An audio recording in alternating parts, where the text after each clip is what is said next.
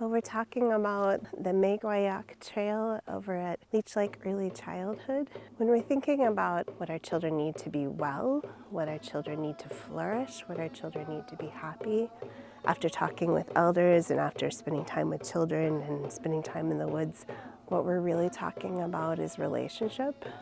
When we're talking about how children learn and what our children need to be Ojibwe, are relationships with the woods and really seeing themselves as a part of nature rather than apart from nature. When we're looking at the spaces where our children spend the most of their days, and in Minnesota, sometimes that can be all of the daylight hours. And so we really want to create spaces where they have access to natural spaces. In my teachings, what I understand is that our elders have told us this, these are the teachings in our ceremonies, that if we want to be well, if we want to have health, we should spend time with these relatives that are our trees. That's our healthness and our wellness comes from. Apart from that, there's also all kinds of research that supports what our elders know. When our children spend more time in natural spaces, they do better with resilience. They do better with social-emotional health, obviously with their physical health. But it's not just that. There's also academic benefits. So knowing that, if you believe these are our teachings, these are the original instructions that we got as Ojibwe people, if you believe the research is correct, if you believe, as I do, both of those things, you would want them to have access to the outdoors. You would want them to have an opportunity to learn about their relatives and to grow that relationship.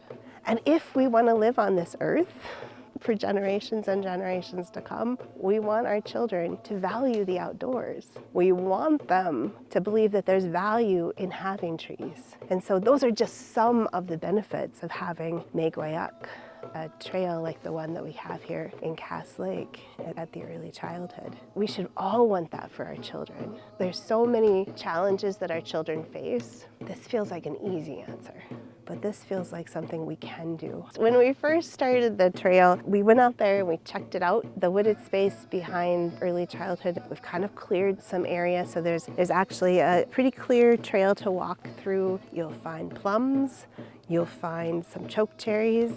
You'll also find some things that we've installed, some climbing features and a fire pit, classroom spaces so teachers can engage children outdoors or that we can in families outdoors. We started a Nundigakendan event, which is Seek to Learn, Seek to Know, where we've invited community members to come in and showcase their different skills, different knowledge. We've done that each year and it's been a beautiful event, and this was really the first event that we've had since our friend Shirley Nordrum passed away. She was one of the principal collaborators. Shirley and her sister Sharon were right there at the beginning as we came up with this dream.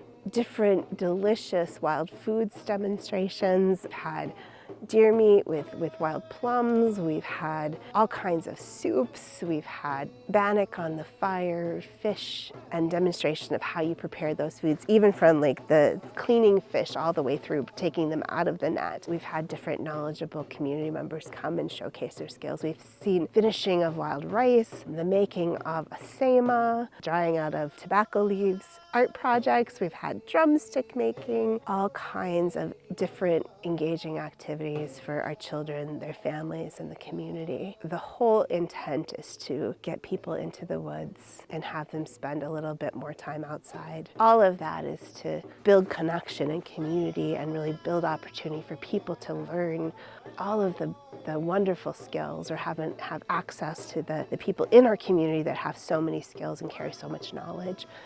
There are a multitude of benefits for our children when they spend time in outdoor spaces, when they spend time in natural spaces, where there are trees growing, where there are plants growing, in that there's benefits for their vocabulary, there's benefits for their reading, there's all these academic benefits. And what the research seems to show is that for children who have experienced the most stress in their life, the benefit is the most dramatic. I think that when our children have a chance to be healthier, then our community has a chance to be healthier.